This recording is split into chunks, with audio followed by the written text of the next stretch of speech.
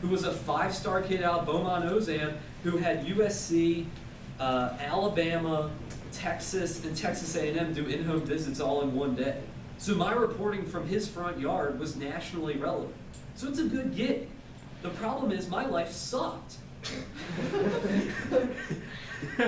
You know, and here's what's even worse. I'm on Snapchat. My friends and Facebook, my friends from college who all moved to Chicago, because Chicago, Indiana's right there, they got a lake house in Wisconsin one weekend. Looks like the best freaking time ever. I couldn't go. This is football season. That sucked. That weekend I'm sitting at home just watching other people have fun. I'm like, what the hell did I do to my life? Seriously, it makes you really sad. It's like, what friends am I going to have in Beaumont, Texas? Like, nobody who's 20-something moves there. You know, what am I going to do for fun? The bars are awful.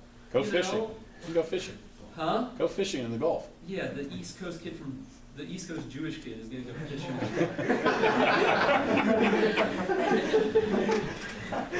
Anyway.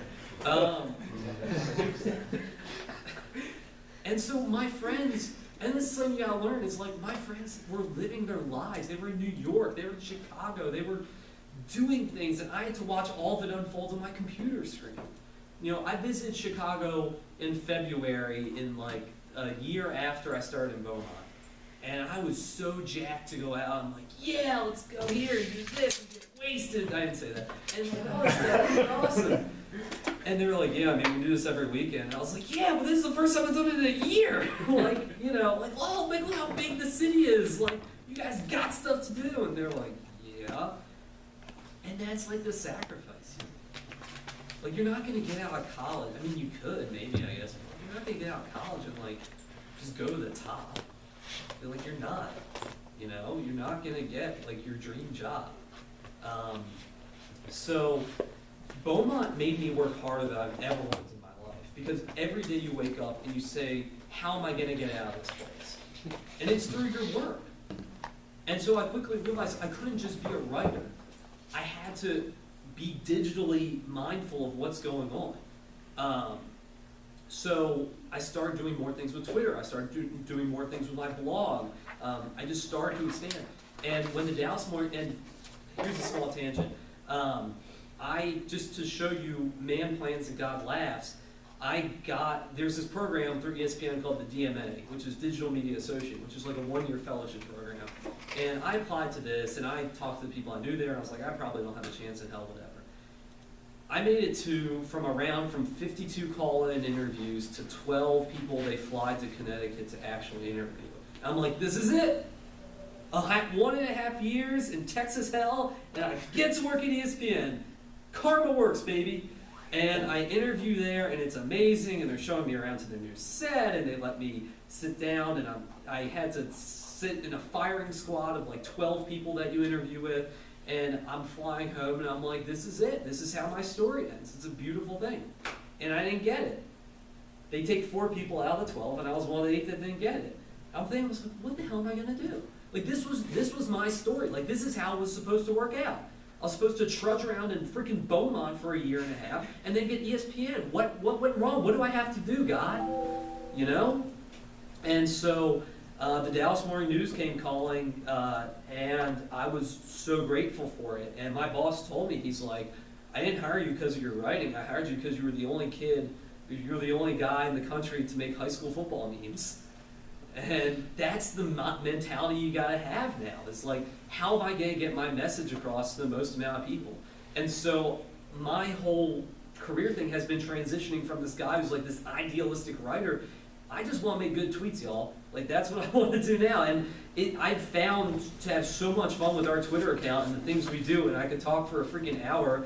The other people got an hour, by the way, of talking about like what we do, but basically a lot of my job, I've transformed myself where writing is 5% of what I do, and a lot more of it is trying to reach readers. And the old mentality is, oh, people just come to your homepage. That's bull. People do not just log on to SportsDayHS.com in their free time. I know that because I see the numbers. What you have to do is you have to direct people towards your site by reaching them where they are, and that's on Twitter. Twitter, that's on Facebook, that's on Instagram, that's on Snapchat. So if we can make our Twitter account the most powerful thing we have, and you guys get on Twitter, you see our tweets, and then we tell you to read this article, that's how you're going to read the article. And that's how my thinking has changed. So I would say, make yourself really versatile. It doesn't matter what you major in college. It doesn't at all.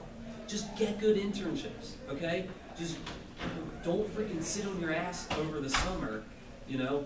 Go do something, get internships, like talk to people, like make contacts that way.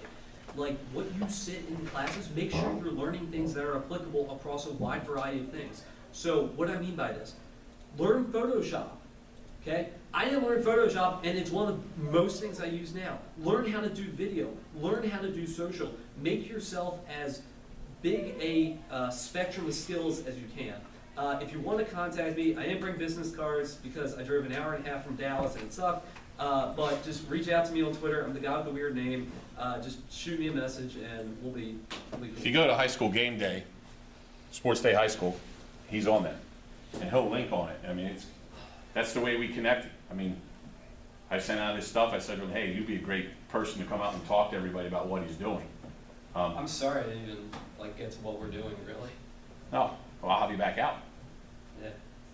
Like I said, We got time. You may, if you want to, I can tell it's just I don't want to hold anybody up. it's an advisory period right now. They're good. They're good. They're All good. right, I just want to show you a couple tweets. And Oh, I think it logged you out. So No, on this page. Like, Okay. I just want to show like a couple tweets and like why they do well. okay. Also, does anybody have any questions? Shit, I forgot that. What's up? Why so wake on the header? What? On that page, because it switches per school when you We select. we like change it every week, and I forgot to last week. Oh, that makes sense. Okay. Yeah, but that picture's badass, and it's Lancaster. Yeah, so we're probably gonna keep that one. Okay, that's fine. Yeah. Okay. We can, fine. I'll change it to Wakeland. Here you go. There. You are amazing. That's what they tell me. All right. Any other questions? All right. So, where is it? Yeah. Okay, this guy.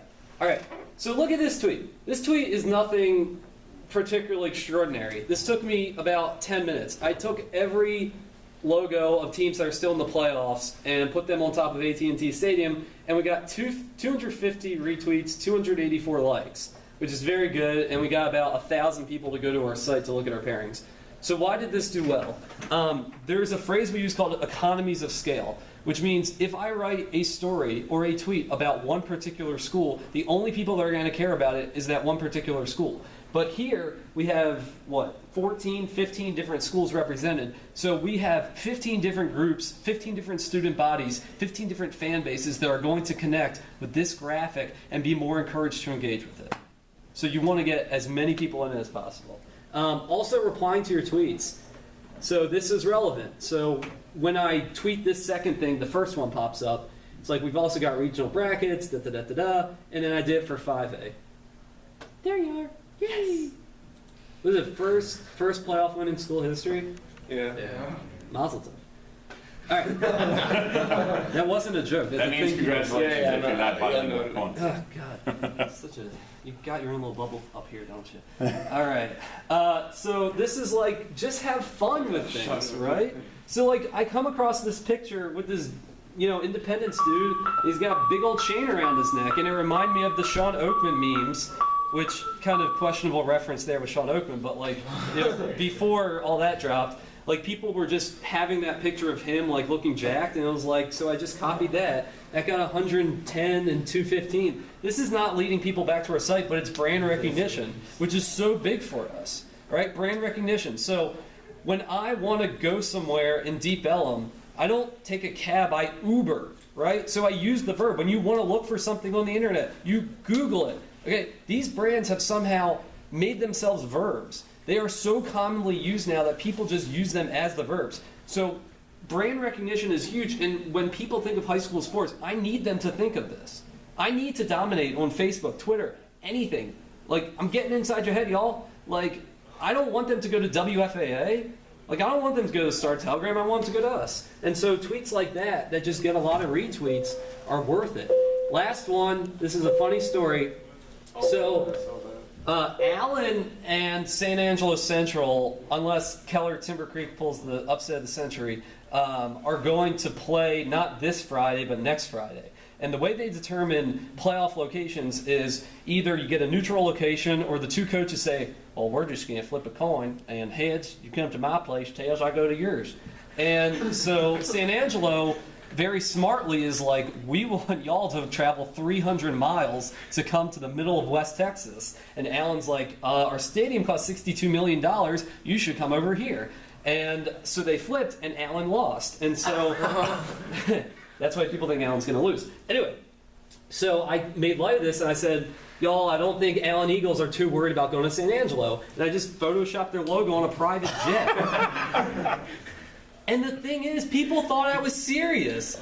They did. They thought Allen had a private jet for their players. I honestly thought that too. But Yeah. I saw the logo. And somebody's like, well, it's not. And somebody's like, yeah, it's not reflected in the water. I was like, I wasn't trying to make it believable, or else we'd have, like, a real problem on our hands. So I was like, so on Twitter, respond to people. They appreciate it. Have fun.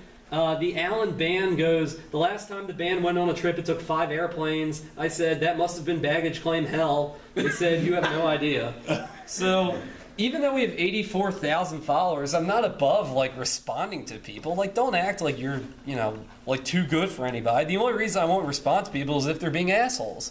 Like, one guy's like, you call this sports journalism? I just didn't respond to him because he's just going to be grumpy in his corner by himself.